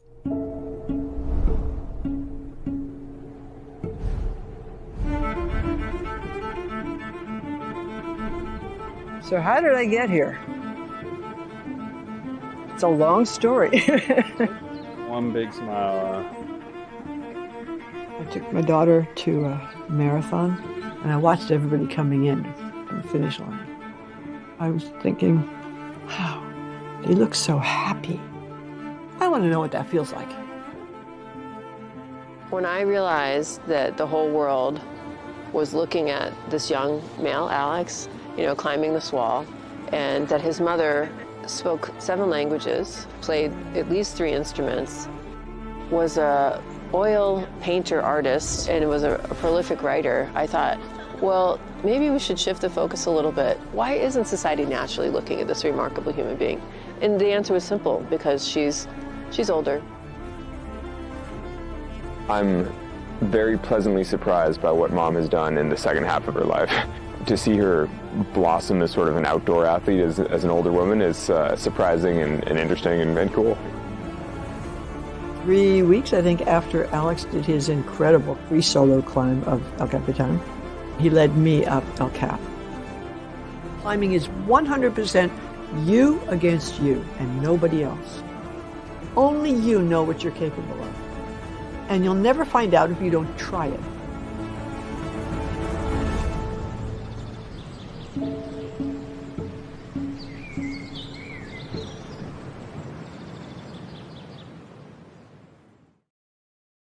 Do you see what I'm saying? How can you not on that? I saw the trailer and I said, "Oh, I want to know." I think everyone wants to know. And help me with the name. And she was one of, because I know other people that have done this on some of the but the El Capitan, people like visiting El Capitan here in the area. But at Yosemite, you go, that is not easy. That is not easy. Is that easy? Would you do it, Melissa? Oh, I can tell you that in filming, I had to climb up 1,000 feet just to get to where she would start climbing. And it took me like an hour and a half climbing over all these boulders. And we get up, and they had said to me, "Oh, yeah, it's just a little short walk through the woods. Don't worry about it." Well, it took forever. And then I realized these people do this regularly before they start climbing. And it's higher. I've been to Yosemite, and we did like, they have levels, 1, 2, 3, 4. I think we did a 4 when we should have done a 1. And what people forget is altitude. It is thinner up there. It is. That's how high it is. And so it makes it harder. What you could normally do, you go, "Oh, that should be easy." It's not as easy. And until you do it, you go, "I barely could take a couple." And I did this when I was like 13, 14, 15, around that age. And I was winded. And then when we came back down the next day, they said, "You weren't supposed to do that." And we're like, "You're a ranger. You should have told us on the way up." But I'm surprised you did it. Good job. Yeah, it's pretty wild. I mean, it is wild to see it. And, I mean, the big story connection here is that her son is Alex Honnold, who did the Academy Award-winning film Free Solo. He's the only person at that time that had ever done it without ropes. And obviously, when his mother was ready to do it, she was 66. And he took her up with ropes, of course. And she's got the bug now, and she's climbing all over the world. So it's just an interesting story. Her story is amazing, amazing. Well, and I like how you did it. I'm not going to lie. Like my mother, I love her so much, but I've asked her and she says, I have a story about my parents. And I go, Ma, you don't know all the information there, but you did it in a way. And I'm looking at this. She's a published author, a artist. She's done so much. And then she has a history of just saying, and you can see in her eyes or in her face, I should say, this like I'm happy no matter what. And I'm like, but do you understand that you could fall at any time if that rope breaks? She goes, I'm ready. Like she looks at life in a way you go, I don't think you're ready. She goes, I'm ready. And she is, right? Yeah, she has her tenacity level is off the charts. It's amazing when she puts her mind to anything. So if you look back at her history of, writing books, and she writes in different languages. She doesn't use a computer program to do that. She will write the book in different languages. She plays several instruments. She speaks several languages fluently. She's an amazing individual who never was athletic in her life. And then she had a couple of kids that were very athletic, especially, Alex. And she just became kind of consumed with understanding them and who they were and why they were doing the things that they were. And that's how she ended up in a rock gym with Alex Honnold, her son, seeing what it was about. So she understood what he was talking about. And there she went up and she just kept doing it and loved it. So now she's just climbing constantly. And it's just I would have thought she did it forever. No. It's weird how they just yep, I'm ready. And you're like, my mother just had she was in the hospital. I keep saying this. Follow me on social media. You'll see it. I posted it. And she goes, I don't like that photo. I go, Ma, at least people know because otherwise they don't know. But all right. Well, you know what? Good job. How did you pick?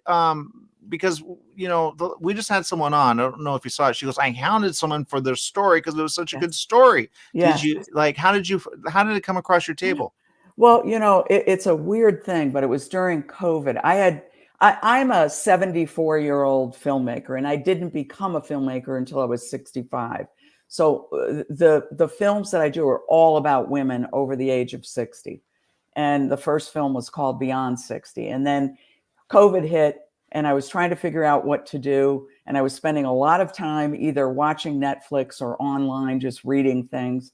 And I was I was thinking about when this ends, I will want to do another film. And I was reading something that someone had written about Deirdre Wallenick. And they said they were talking about all the things she had accomplished in life and then that she had climbed El Cap. And all I did was write a comment that said, wow, this would make a great movie. And the next day, and I was just, I wasn't even going to look her up. The next day, she responded to my comment that said, are you a filmmaker? And I said, well, yeah, I am. And she said, well, I think we should talk. So for the next 3 months during COVID, we spent Zoom time together so that I could get her story and determine whether or not we're a good fit to work together and whether we should do this. And we decided at the end of that 3 months that, yeah, come on out to California and let's do it. That's how it happened. Speaking of California, LAFemme is where it's at. You can get a ticket wherever you're at. And when you watch it with everyone else all at the same time. It's amazing.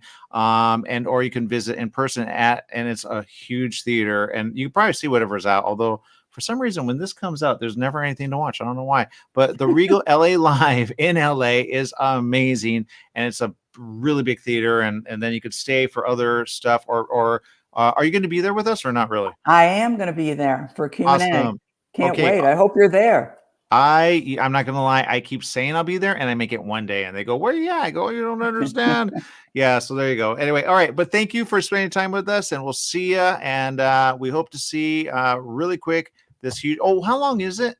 It's 54 minutes. Okay. Climbing into life. You need to Yeah. Is she going to be there by chance or not really? Or is she going to be We virtual? don't know yet. Okay. Okay. Maybe. She's Okay. still Yeah. You got on to the be hook careful. for it.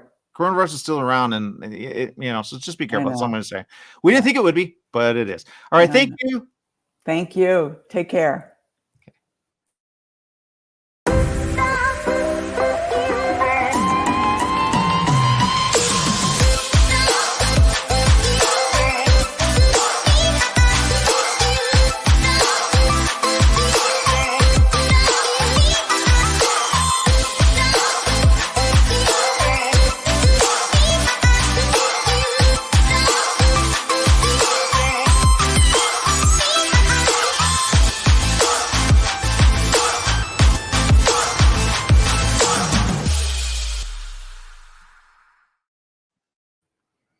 We have with us someone. Look, just gonna say it. It's a story of. I'm gonna let you say it, and I want to say your name. You're the writer and director, but I don't want to mess it up. Lu Bing.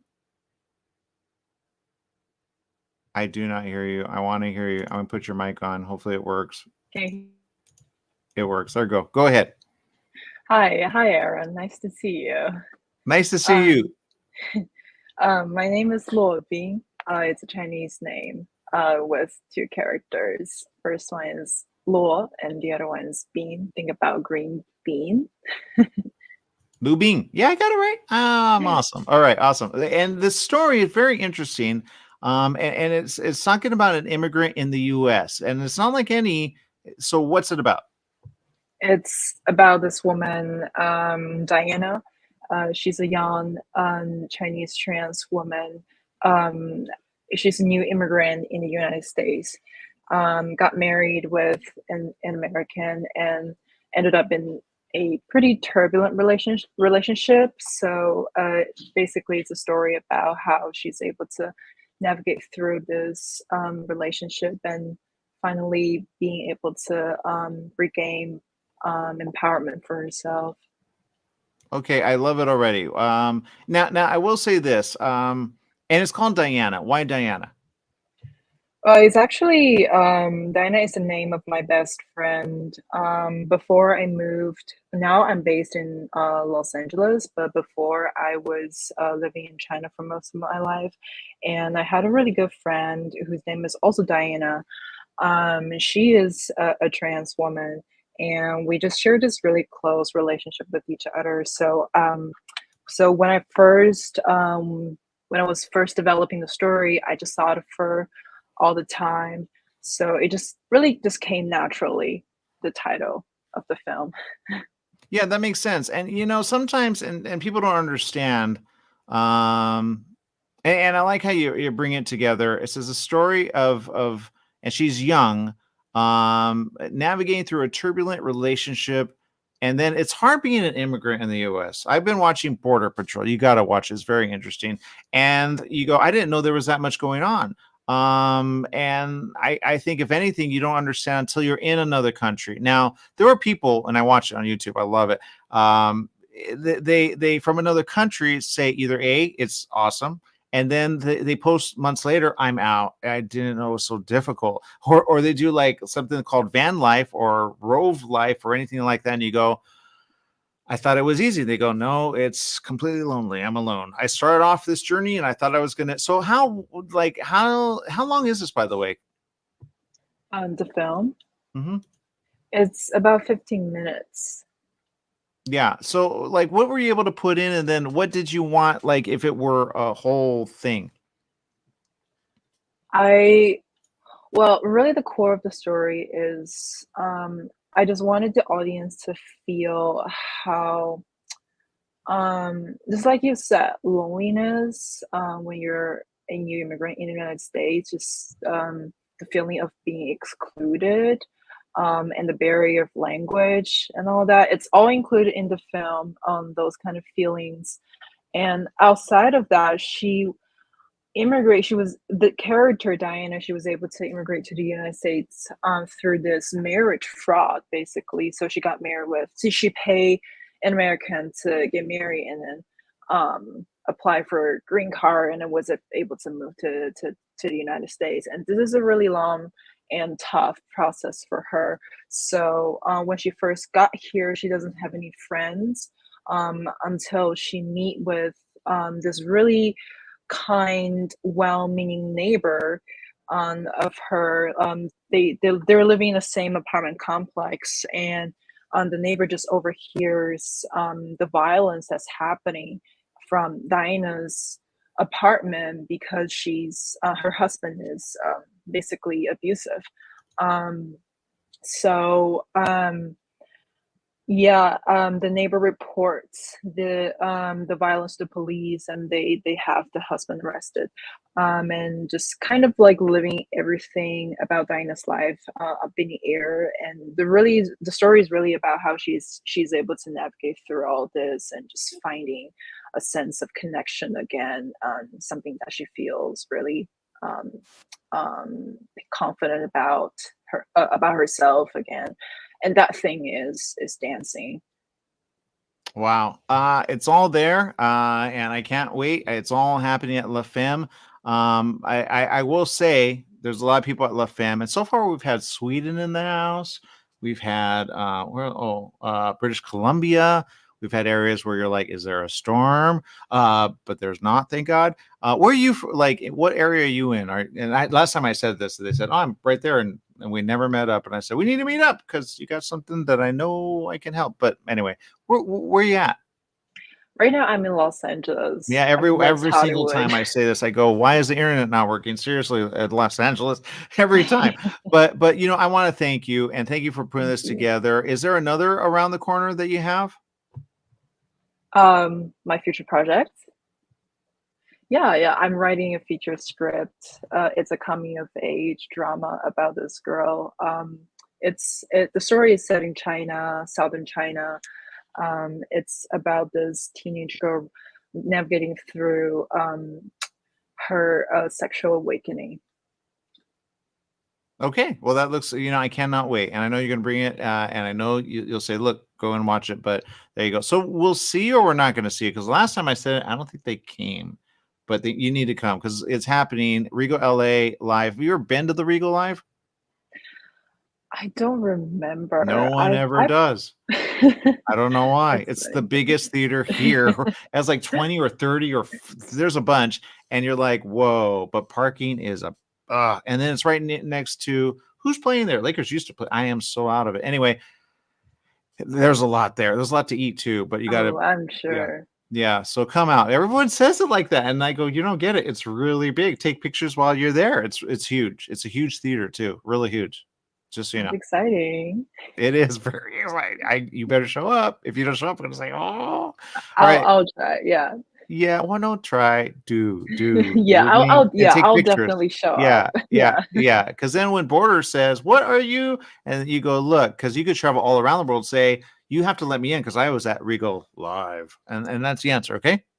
Yes. Actually, can I take a selfie with you? I'm not gonna lie, you can. Oh, in person, yes, because right now you are completely not working. Like your image is it's not you, it's the internet, the stupid internet not working. Yeah, that's what I mean. I feel like this is the new way to take selfie because everybody's on the internet, don't you think so? You know what? Take a selfie. There you go. All right, 1, 2, 3. Thank you. I think on her side she sees us good and she looks good on her side, but on our side it don't look good. That's the answer. Okay, thank you very much, Lu Bing, and we'll see you. And remember, LA Live. Okay, come out. Thank you.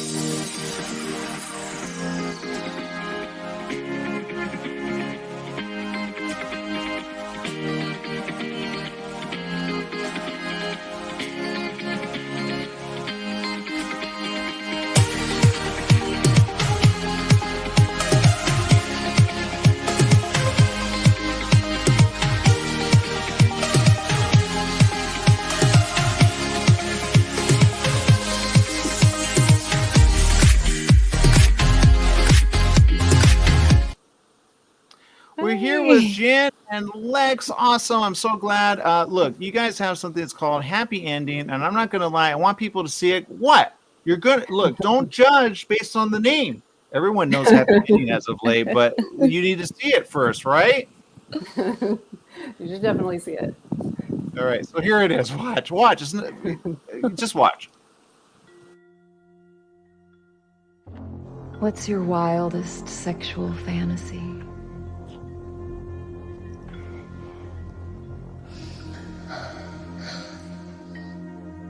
Jordan was telling me about this spa. You'd do that? Only if you went with me.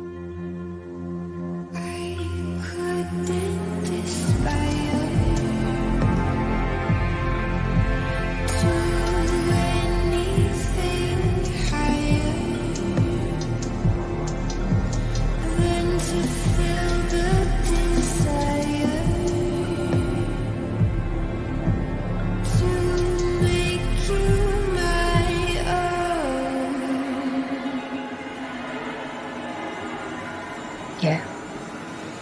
Let's do something crazy.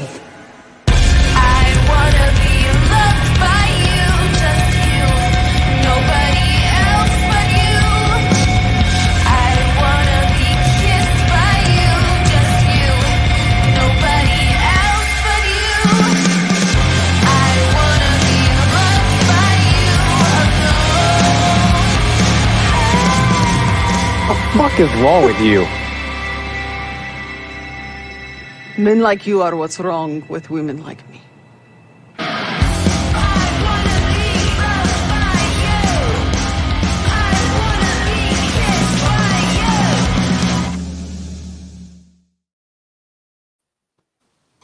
It's out there. It's out there. It is what you think. All right, shut up. All right. Anyway, let's talk about it. Jen, Lex, what's it about? I have no idea. Well, really dark, really quick. Yes, it's somewhere between an erotic thriller and a horror comedy. It's about a sexually dysfunctional couple who attempt to revive their spark at a seedy massage parlor, but their sexy adventure turns deadly when an unhinged client pushes a masseuse too far. So it's very, it's a nuanced look at, relationships and the sex work industry. And it's, it doesn't look like it would be that funny, but it's very funny and it's also very tense. So. Well, and I think it was right. And it's kind of, it says a night of lackluster anniversary, or where that show leaves longtime partners. And evidently they've lost the spark. So I go, why not? And then you go, there's a reason you might have wanted more, in your anniversary. But anyway, I say couples get it together. Watch this and get it together, right? What do you think, Lex? Yeah, watch this and get it together. I think it's really relevant. I think we shared it with an audience here in Portland, Oregon, and many people said to me afterward, "Wow, I have been there," and so that's important. But yeah, maybe you can. I don't know. There are lots of ways you can perhaps healthfully work your relationship out in a way that's not deadly, but it's not entirely their fault that things go deadly. You don't have to die because you're not good in bed. That's what I said it. Yeah. I'm that show. Right? I mean, at the end of the day, if it were good, they wouldn't have gone there. And that's the answer. So there you go. That's the maybe answer. It's good after. Maybe this is the solution everybody's looking for. Jen, you're saying so much without saying, Jen. Say what you want to say, Jen. Say it. Okay, no one's going to say it. The answer is this. The answer is this. And I love this. You say trapped in the, because, and it is a trap. It is a trap. So that's the answer. But do you want to get trapped? And that's the answer. And I'm just going to go to you, Jen, because you have it right behind you. And I love it, right? No, don't cover it. There it is. Happy ending. It's not an advertisement, people. It's not an advertisement. But we have one down the street because I saw it featured there, and I go, "Oh, it is called that because you have it there." And I go, "Oh, Angel Spa," and I go, "What?" Because I want a massage. Do I go or do I not go? Which is it? I've been to a lot of those massage parlors. I used to live in LA, and it was kind of a fun thing that I used to do. Was just go and see, just go see what's happening inside. I got some of the best massages of my life, not happy ending massages, but just like regular great massages at these places that are like, I don't know, this could definitely be a happy ending massage parlor. So I don't know, but great experience for me. Didn't necessarily reflect what happens in the movie. Wait, how great of an experience? See, that's the question that everyone wants to ask. Not that great. She just said it. Shut up. Anyway, the answer, look, Lex, have you been to any of these spas and you said, ooh, let's do it, or not really? Or do you know someone who said, or do they not want it? Because there's places online where they rate spas like that and they say, ooh, yes, no, maybe so. I think you need to send it to them. They go, ah, and then people go, yeah, what did you think was going to happen? Yeah. In my real personal life, no, I have not been into any massage place like the Angel Spa. No. Yeah. Again, I saw it. You don't need to imply I went there. I didn't go there. Don't imply I didn't go there. I see it. I drive by it all the time. She did go. She went to the one that we made. We built a whole spa. We built a set. Like we just, from the ground up built a massage parlor for Lex to star in. So no, it was a great team effort, and that set spa was amazing. We had great art direction, great builders, and that was a beautiful set to work upon. But often I felt like I was just in Scooby-Doo, like running up and down a hallway in a robe with a knife. But yeah, it was a great working experience. Well, maybe the next one you can call it not happy ending, but happy beginning. How about that? Maybe so. You're like, we're not those people. That's all right. Well, look, I know you two working together is awesome. I think you working together, more needs to happen. You working together, is it going to happen or what? Like, because I think you have more going on there. Definitely.